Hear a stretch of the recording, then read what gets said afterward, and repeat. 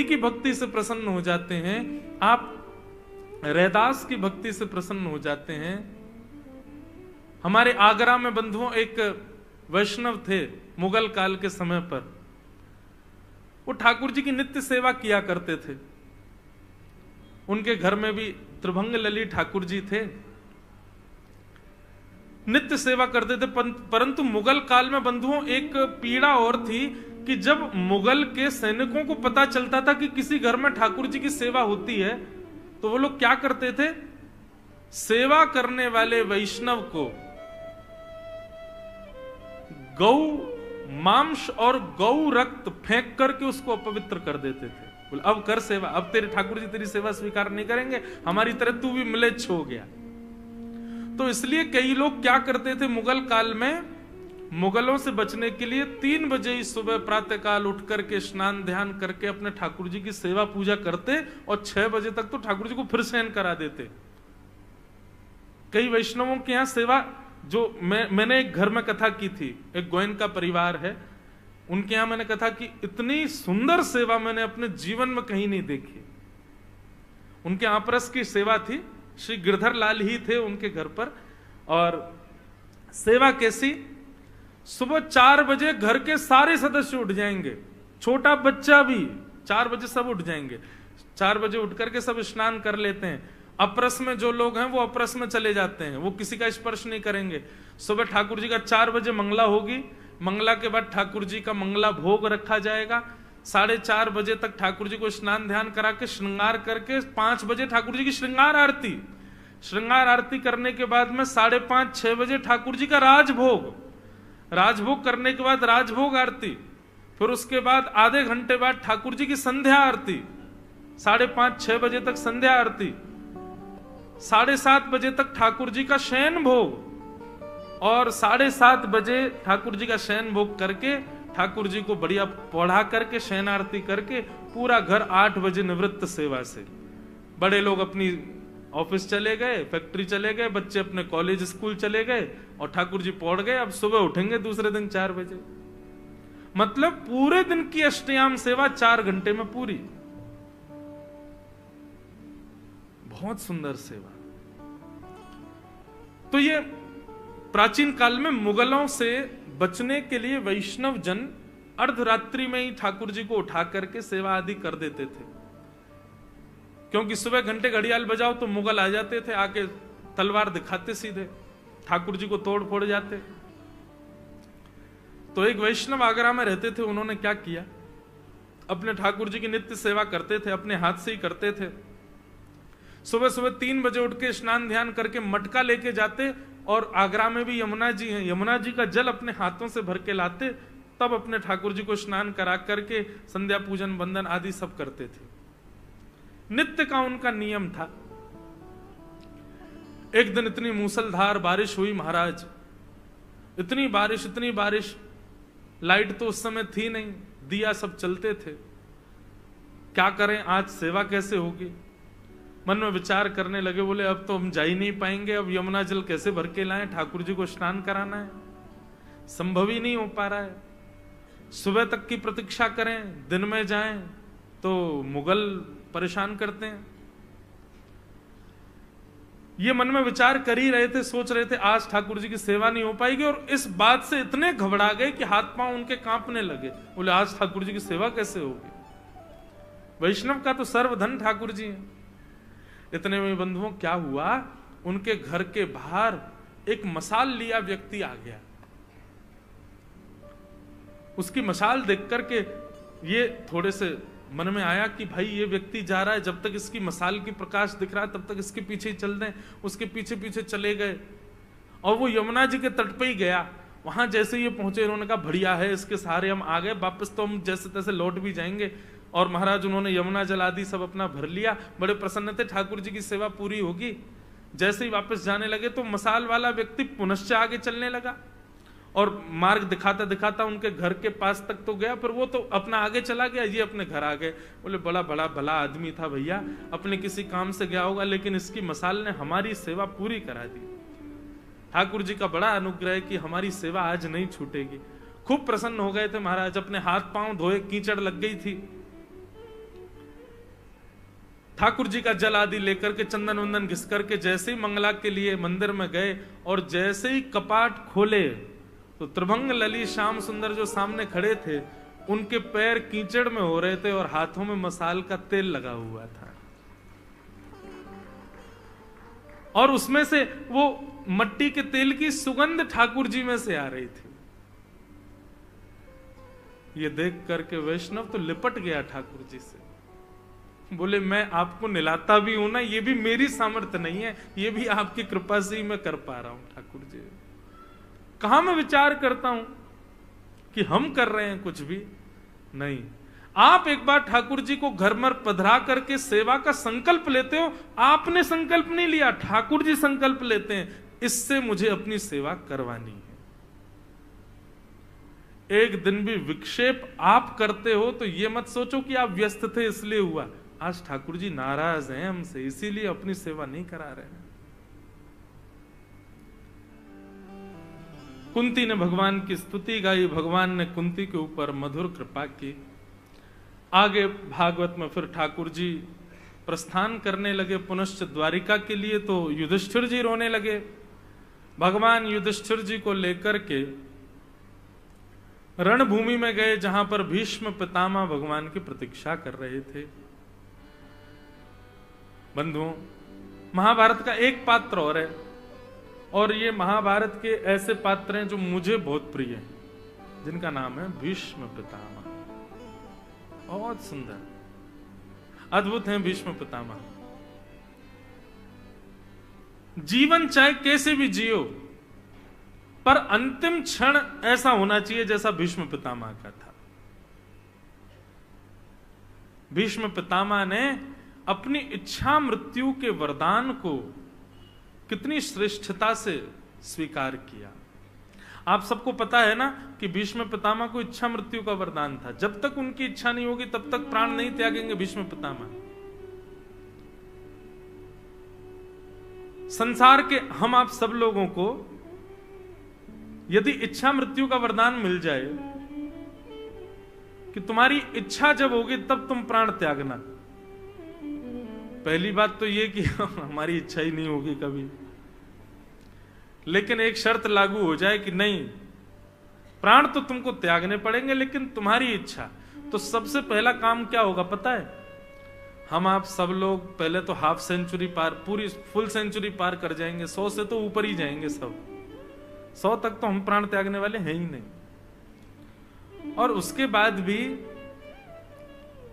ये बात आप सत्य मान लीजिएगा बंधुओं, कोई भी ये विचार नहीं करेगा कि मैं ठाकुर जी को देखते हुए या ठाकुर जी के तीर्थ में या ठाकुर जी के धाम में प्राण त्यागूं। आप कितने भी वैष्णव हो, आप कितने भी भक्त हो बंधुओं, ये जो मन है ना हमारा, बड़ा बड़ा क्या बताऊं इसको, कितना बुरा कहा जाए उतना बुरा है। यदि कल कोई ज्योतिषाचार्य घोषणा कर दे कि भाई 9 जनवरी को ऐसी तिथि आ रही है, ऐसे नक्षत्र होने वाले हैं कि संसार का कोई भी व्यक्ति कितना भी बड़ा पाप कर ले उसको पाप नहीं लगेगा, क्या होगा बताओ? अगर कोई ज्योतिषी कह दे कि आगामी 9 जनवरी को ऐसी महाराज नक्षत्र आ रहे हैं आकाश में, ऐसे ग्रह नक्षत्र होने वाले हैं कि संसार का कोई भी व्यक्ति कितना भी बड़ा पाप कर ले उसको पाप नहीं लगेगा, बुरा नहीं मानिएगा।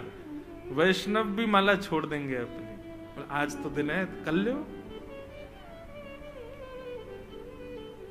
ये हम लोग थोड़े बहुत बच रहे हैं ना, हम लोग नहीं कर रहे हैं वो इसलिए क्योंकि हम आध्यात्मिक हैं।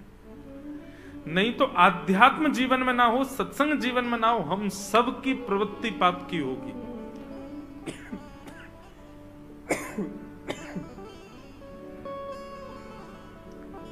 मानव का स्वभाव जन्य पाप है। हम लोग कैसे हैं, मैं कभी कभी कहा करता हूं, हम लोग पानी की तरह हैं। पानी को फैला दो तो ढलान की ओर ही जाता है। हम लोग भी ऐसे हैं, हमको खुली छूट मिल जाए तो हम वहीं लुढ़केंगे जहां पर ढलान हो, जहां पे पाप हो रहे हो। पानी को ऊपर चढ़ाने के लिए तो मोटर लगानी पड़ती है। ये कथा रूपी मोटर, सत्संग रूपी मोटर इसीलिए तो चलाई जाती है ताकि हम ऊपर उठें। नहीं तो हमारी स्थिति तो नीचे जाने की ही है। सही बताओ आप, अगर घोषणा हो जाए कि इस दिन पाप करने पर किसी को पाप नहीं लगेगा, क्या होगा? सब पाप करेंगे। महापापी तो जाने किस स्थिति में जाएंगे, लेकिन धर्मात्मा भी पाप करने भाग जाएंगे।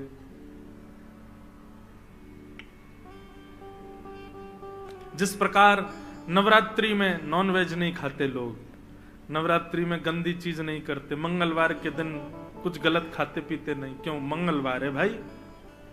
अच्छा, बाकी के दिन हनुमान जी का कोई प्रताप नहीं, खूब खाओ, बस मंगलवार के दिन हनुमान जी देख रहे हैं।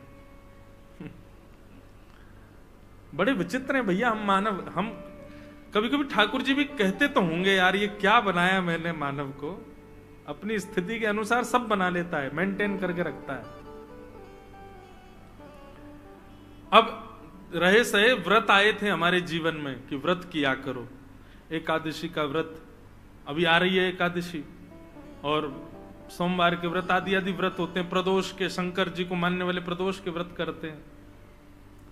व्रत के दिन क्या कहते हैं? बोले भैया फलाहार करो, ज्यादा भूख लगे तो, नहीं तो अन्न का सेवन नहीं करना चाहिए। हम लोगों ने इन्वेंशन कर दिया कुटू का। अल्ले कुटू की पकौड़ी, कुटू की कचौड़ी, कुटू की पूड़ी, आलू की जे सब्जी, और इतनी सारी लोग डोसा तक बनाते हैं कुटू का। किसी भी रूप में हम लोग रह ना जाएं। ऐसे ऐसे वेरिएशंस, और जहां पे भोजन वगैरह ज्यादा प्रिय होता, वहां तो वेरिएशंस की महाराज खदान होती है। और एक बात बताएं, भोजन में वेरिएशन तो फिर मारवाड़ियों के यहीं मिलते हैं। वो तो फिर वहीं में, वहां एक आध दो सब्जियों से काम थोड़ी चलता है। थाल भी इतनी बड़ी लगेगी, उसमें ये इसकी सब्जी, इसकी सब्जी, उसकी सब्जी, मिठाई भी 4 तरीके की, रोटी भी 3 तरीके की, ज्वार की अलग है, बाजरे की अलग है, गेहूं की अलग है। तो इतने सारे व्रत, एकादशी भी कहती होगी जय हो। बाकी के दिन तो हमारा कैलोरीज ज्यादा बढ़ती नहीं होंगी, एकादशी वाले दिन तो इतनी बढ़ती होगी पूछो नहीं, इतना खाते हैं हम लोग। तो भैया मानव का स्वभाव बड़ा विचित्र है। कभी कभी मैं सोचता हूं, इच्छा मृत्यु का वरदान हमको मिल जाता तो हम क्या इच्छा करते। ठाकुर जी आप कह रहे हैं कि जैसी तुम इच्छा करोगे उसी स्थिति में तुम्हारी मृत्यु होगी। तो हम लोग ऐसे हैं, हम सोच लेते स्विट्जरलैंड में 500 एकड़ जमीन हो, उस 500 एकड़ जमीन में बढ़िया स्विमिंग पूल हो, चारों तरफ बगीचा। भगवान बोले अरे घर वर नहीं बनाना है, बस इच्छा मृत्यु। बोले वही तो बता रहा हूं, 500 एकड़ जमीन हो, उसमें भी एक स्विमिंग पूल हो, आगे बढ़िया मैदान हो, बढ़िया सुंदर बड़ी बड़ी गाड़ियां मेरे पास खड़ी हों, घर मेरे ही नाम हो, उसी घर के बढ़िया सुंदर कक्ष के मखमल के गद्दे पर मलमल की चादर ओढ़े ओढ़े हुए मेरे प्राण निकले। ठाकुर जी, ठाकुर जी कितना चतुर है, देख इच्छा मृत्यु करी, लेकिन इच्छा मृत्यु के लिए ठाकुर जी 500 एकड़ जमीन दिलवानी पड़ेगी, उसमें घर बनवाना पड़ेगा, उसमें ये सब व्यवस्था करनी पड़े, तब प्राण त्यागूंगा। हम तो ऐसे हैं भैया। लेकिन भीष्म पितामह कौरवों के संग रहे, चाहे कुछ भी किया जीवन भर, लेकिन भीष्म पितामह की श्रेष्ठता क्या? मृत्यु देवी सामने खड़ी है, रोम रोम में बाण लगे भीष्म पितामह के। मृत्यु देवी कह रही है भगवान एक बूंद रक्त नहीं बचा आपके शरीर में, अब तो मुझे आने दीजिए, अब तो मुझे स्वीकार कर लीजिए। भीष्म पितामह कहते हैं खड़ी रहे, जब तक त्रिभंग लली श्याम सुंदर पीतांबरी पहन करके मोर मुकुट धारण करके मधुर मुस्कान लेकर के मेरे सामने नहीं आएंगे, तब तक तुम खड़ी रहो, मैं प्राण नहीं त्यागूंगा। मृत्यु देवी कह रही है शरीर में प्राण टिकेंगे कैसे, कुछ बचा तो है नहीं। बोले ये जिम्मेवारी तुम्हारी है, मुझे वरदान मिला इच्छा मृत्यु का, मेरे प्राणों को बचाओ। जब तक, कब तक? जब तक ठाकुर जी ना आ जाए। भीष्म पितामह ने मृत्यु देवी को बंदी बना करके रखा है, मृत्यु देवी बचा रही है भीष्म पितामह को। यहां ठाकुर जी द्वारिका जाने को जैसे तैयार हुए, मृत्यु देवी ने संदेश पहुंचवाया, बोले ठाकुर जी अभी मत जाओ, ये भीष्म पितामह को पहले दर्शन दो। सोचो, पूरी कायनात हिला दी भीष्म पितामह ने, ठाकुर जी को आना ही पड़ेगा मेरे सामने, तभी प्राण त्यागूंगा। और भीष्म पितामह को दर्शन देने के लिए रो रहे थे पांडव, अपने अपनी क्रियाओं का शोक मना रहे। भगवान बोले चलो तुमको उपदेश दिलाता हूं, और उपदेश के बहाने भीष्म पितामह को दर्शन देने के लिए द्वारिकाधीश रणभूमि में पहुंच गए।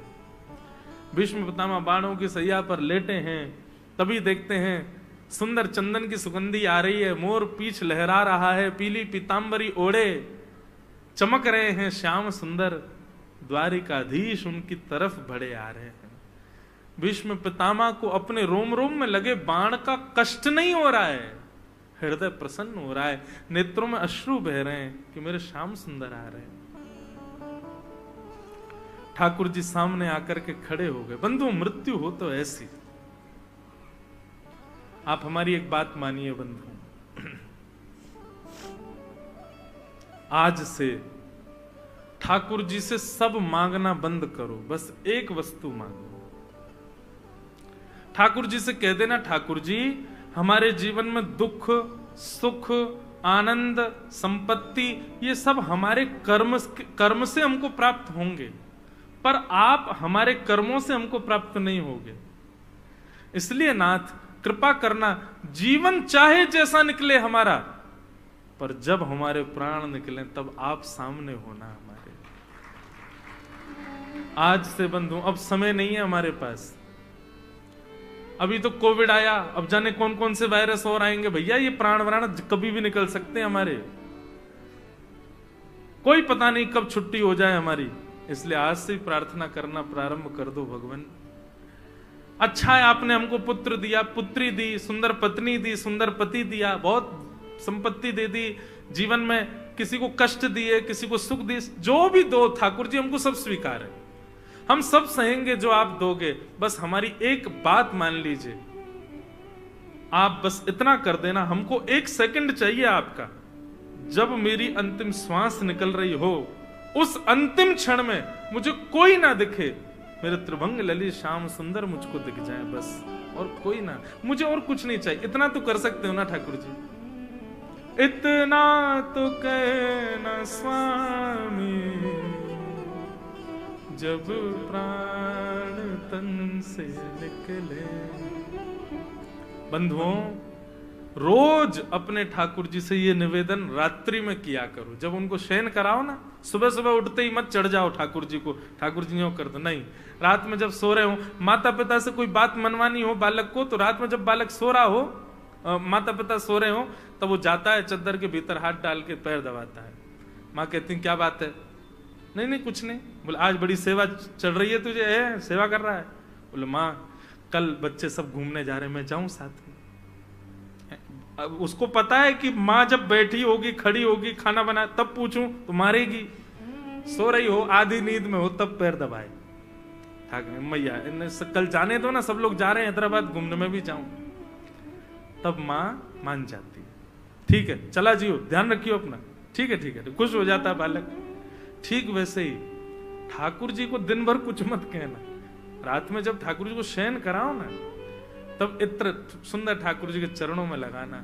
और हम मांग भी कोई संसार की वस्तु तो मांग नहीं रहे ठाकुर जी से, ठाकुर जी बस इतनी कृपा कर दो। इस देह के प्राण कब निकलेंगे मुझे नहीं पता, पर आपको पता है।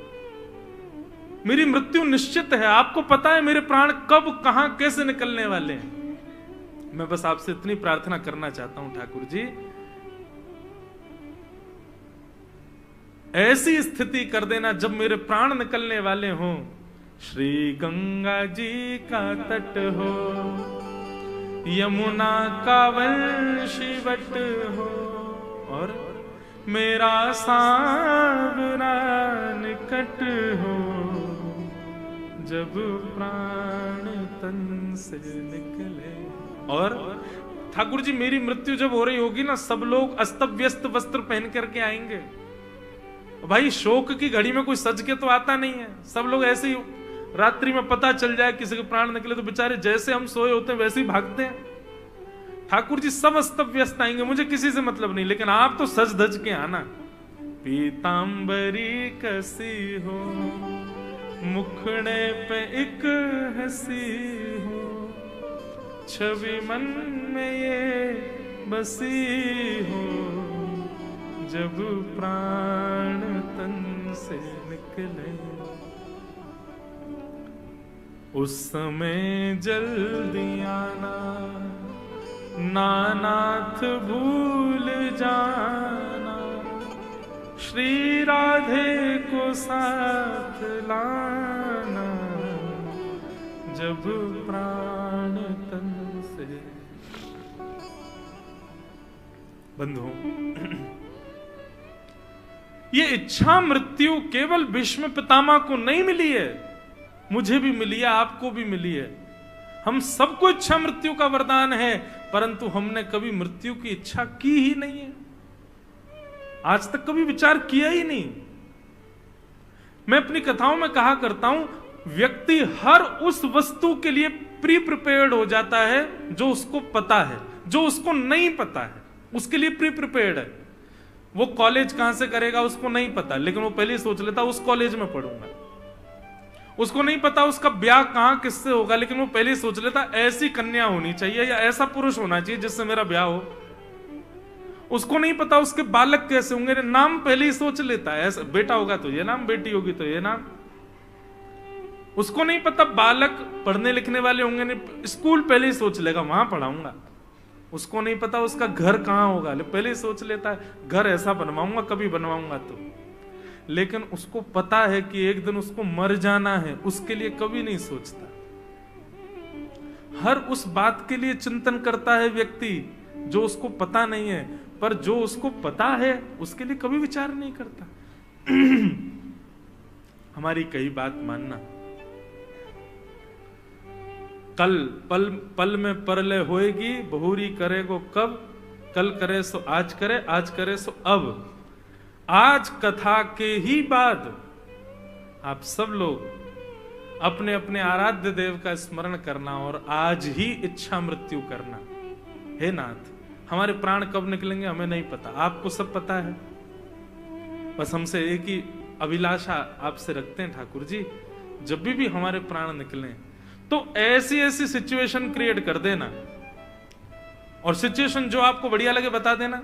बोले मैं माला जप कर रहा हूं, मेरे चंदन लगा हो, आपकी इत्र की सुगंधी आ रही हो, आपके सामने बैठा हूं नाथ, आपकी मधुर कथा सुन रहा हूं, तब मेरे प्राण निकले। या फिर हे ठाकुर जी, जब मेरे प्राण निकले तो ऐसा योग बनाना कि वृंदावन जाने का मेरा मन बन जाए, मैं अपने परिवार के साथ वृंदावन चला जाऊं, वृंदावन की परिक्रमा लगाऊं, ब्रजरज माथे से लगाऊं, संतों को प्रणाम करूं, वैष्णवों के संग हरे कृष्ण महामंत्र संकीर्तन करूं, आपके सुंदर बांके बिहारी लाल रूप का दर्शन करूं, सुंदर गले में गुलाब की माला धारण करूं, ब्रजवासियों के घर की सुंदर प्रसादी पाऊं, यमुना जी को जैसे ही प्रणाम करने जाऊं, यमुना जल लगा करके यमुना के तट पर जैसे ही बैठूं नाथ, एक क्षण के लिए आपकी सुंदर छवि मुझको दिखाई दे और मेरे प्राण निकल जाए, ऐसी कृपा कर दो नाथ। आप इच्छा मृत्यु करो तो सही, पूरी ठाकुर जी करेंगे, उसको पूर्ण करने की जिम्मेवारी ठाकुर जी की। हम तो हर कथा में कहते हैं मृत्यु से भयभीत क्यों हो रहे हो, ऐसी मृत्यु का योग बना दीजिए, पहले ही सोच लीजिए ऐसी मृत्यु हो कि उस मृत्यु की प्रतीक्षा शुरू हो जाए, कब होगा। लेकिन एक बात, आप आज एक तो क्या मृत्यु से डरते बहुत है ना हम लोग। अब कहीं आप लोगों ने आज मन में विचार कर लिया, हमारे कहने से अपने आराध्य देव से कह तो दिया कि नाथ ऐसे ऐसे मृत्यु हो, और किसी ने सोचा कि मैं तिरुपति जाऊं, वहीं पर मेरे प्राण निकले, तो जब जब घर में बात हो चलें तिरुपति, अभी नहीं। ऐसा नहीं हो कहीं आपके साथ,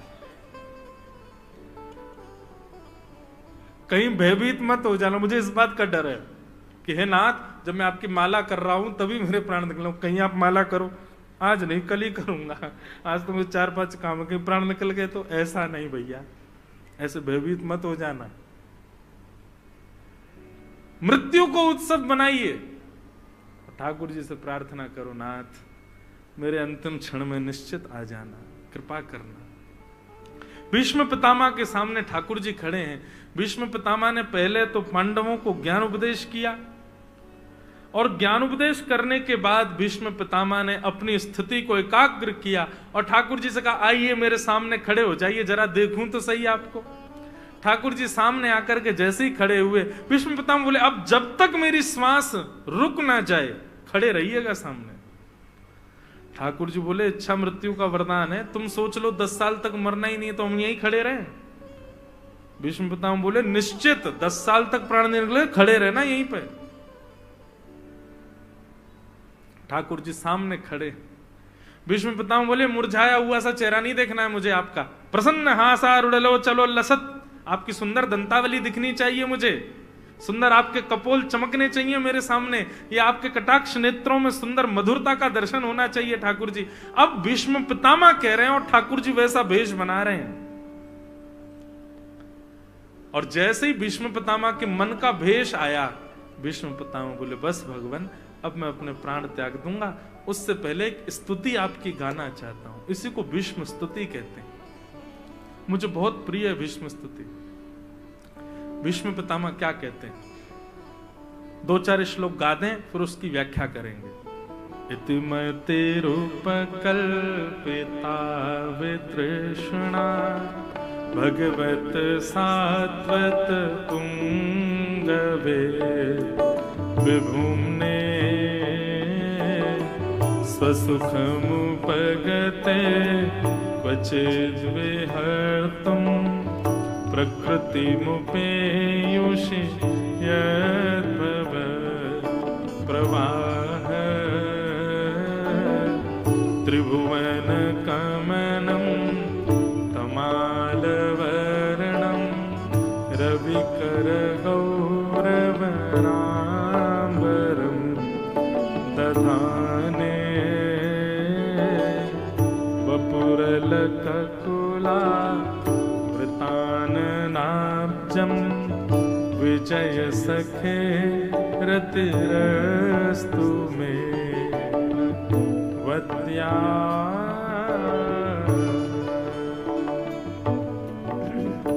भीष्म पितामह ने भगवान की स्तुति गाई।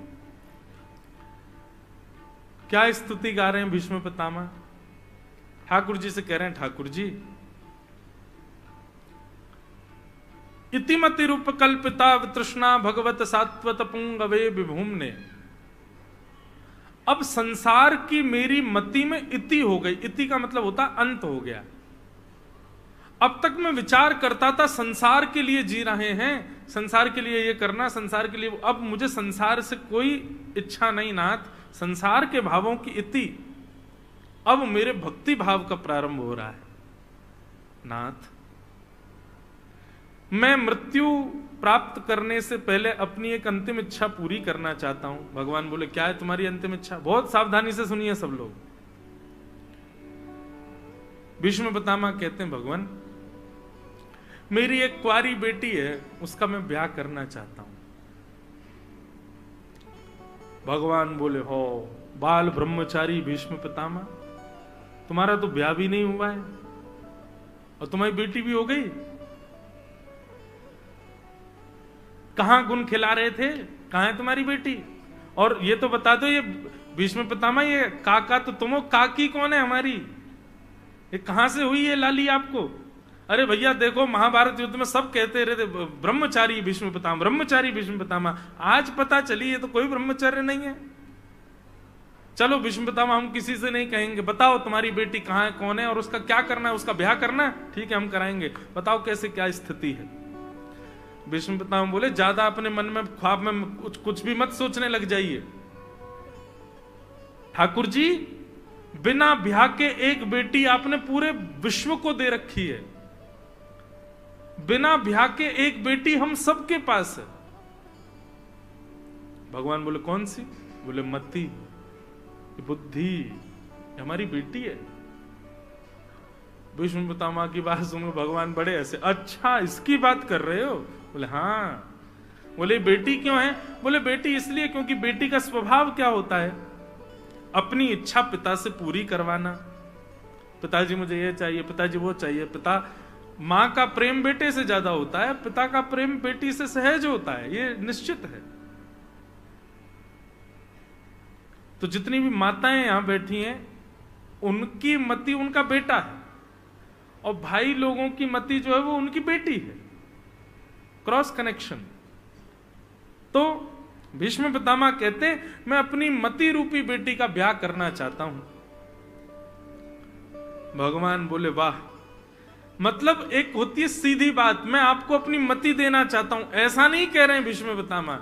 भीष्म पितामह का लहेजा देखो, भीष्म पितामह का तरीका देखो, हे ठाकुर जी मैं अपनी मति आपको अर्पित करना चाहता हूं। देखो चावल दाल तो सब बनाते हैं, सबको आता है, लेकिन उसमें वेरिएशन लाना, कोई माँ उसमें बढ़िया कुछ अलग करे। अब दाल तो दाल है, एक सी बनती है सब जगह, लेकिन कोई अब आपके यहाँ की तो बड़ी विचित्र है, हमने पहली बार खाई। कल भैया लाए हमारे रसोईया बाबा, बोले महाराज जी ये दाल है और ये खट्टा है। मैंने कहा है इसका क्या मतलब? बोले ये रसायन खट्टा जो है ये दाल में डालना है, मिलाना है, फिर खाना है। अच्छा ये आप लोगों के लिए ऐसा लग रहा हो कि भाई हमारे यहाँ तो ऐसे खाते हैं, हमारे यहाँ नहीं खाते ऐसे।